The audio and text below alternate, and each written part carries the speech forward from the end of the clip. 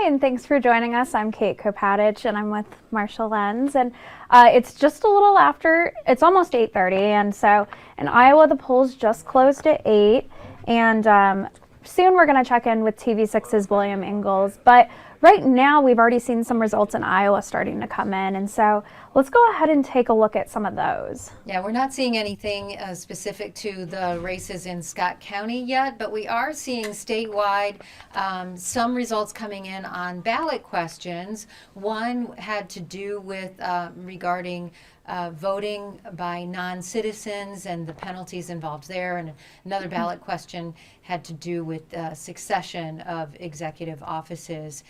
So the results are starting to trickle in on those, but as far as specific candidates, we're not really seeing any real numbers yet. Nope, not quite yet. Yeah, but William Ingalls is in our studio, and he's got his map and his numbers, and he's ready to rock and getting us a little more specifics, a little deeper dive into the election results so far and where they're coming from. Will? Marcia, Kate, thank you. And Marcia, you mentioned we still don't have anything from Scott County when it comes to this race. So we popped out of Iowa there. We're able to go county by county with this map data, and I'll try to walk you through. I know it's a bit of a tough view. So obviously Scott County, we're still waiting for results from there. But one thing of note, of course, Iowa is in a light blue right now. Too early to call, but currently with the votes they have in, leaning Democrat, largely because Polk County. Now, in 2020, there was only 6 counties that went to the Democrats, and Joe Biden, Donald Trump, won that race in Iowa. The last time a Democrat won Iowa was in 2012. We're going to walk through the path to victory for Kamala Harris to do that.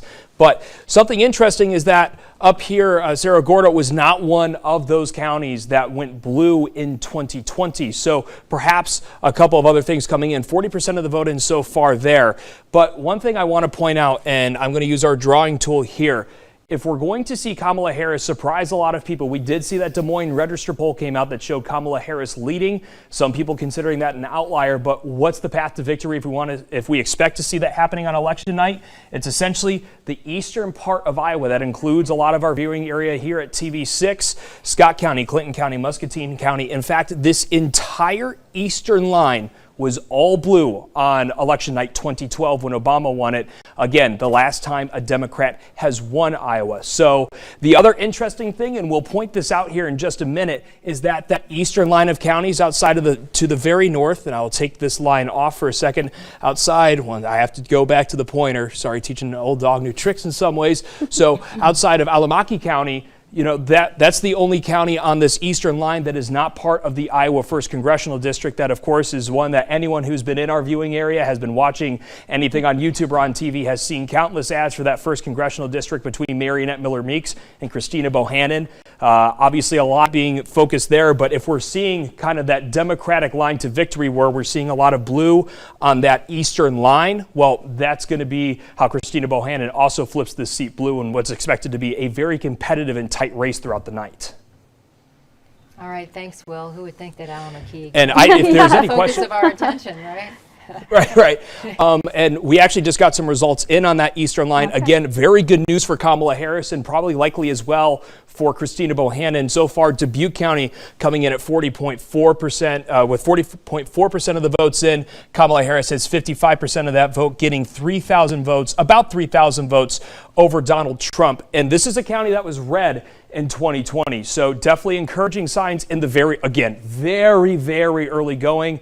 I know a lot of people potentially, especially in our area, paying attention to Iowa more with that Des Moines Register poll. And in the very, very early going, we are seeing a couple of signs that there's potentially some water to be held with that poll. We'll have to see as more of this eastern line populates in. If you guys have any questions so far about what we've seen in Iowa, we can talk about that. We also got other maps to go to. I got lots of maps to throw at you. Yeah, well, Will, you were talking about Illinois and the race, more specifically the 7th congressional race between Eric Sorensen and Joe McGraw, and how there are some early results, but there's some key counties where the results just aren't in. What's the status right now? Yeah, I'm going to hop to the other side because they're on this side. So we see right now Joe McGraw is currently up 30,000 votes and change, getting close to 31,000 to 27,000. Of course, that looks good for Joe McGraw. Let me see how many. We got about 16% of the vote. And the good news, let's talk about the good news for Joe McGraw first. He has been relatively outperforming what Esther Joy King did in a lot of these rural counties in 2022. So that's the good news. He's winning Tazewell County by a little bit more than Esther Joy King did. The same goes for, I believe, Knox County. The same goes for Carroll County. Working the margins, so good news in that respect. And I believe it's probably a little bit hard to see here. I will try to do a little bit of writing and talk you through what some of those results are as I'm looking back and forth. But McGraw winning by, about 23 points. That's better than Esther Joy King did for the most part. Knox County winning by about 33 points overall. That equates to about 1,200 votes. But the big problem when you're talking about the Joe McGraw campaign and where these numbers start to get discouraging is that there are, in general, 4 Democratic strongholds when we talk about the 17th district.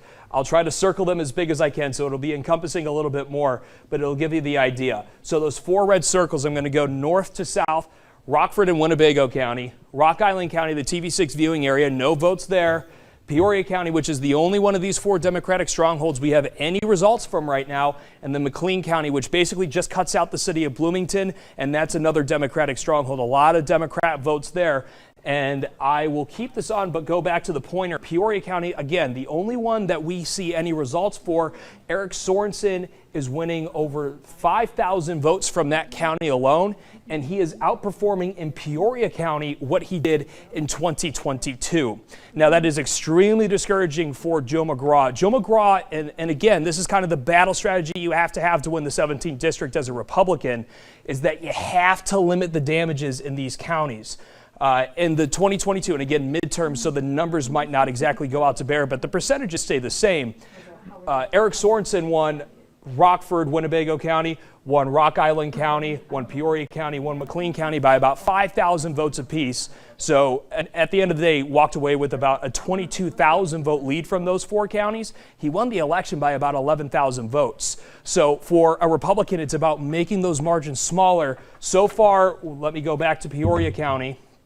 With only about a quarter of the vote, Eric Sorensen's outperforming, and that is bad news if you're Joe McGraw.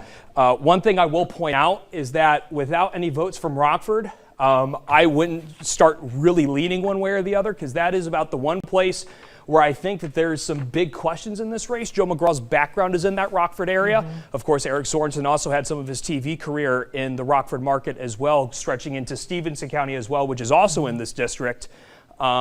But that's where Joe McGraw can make things interesting. So if we see Winnebago County being a bit closer, I don't think we can lean one way or the other. But again, the early returns, especially looking at Peoria County, looking grim for Joe McGraw at this very point. Again, only 17% of the vote in. Those are leaning Joe McGraw. But again, only one of those 4 Democratic strongholds have reported at this time. Yeah, well, it is still early, but it's a very interesting demonstration, and we appreciate your insight, William Ingalls. Yes, yeah.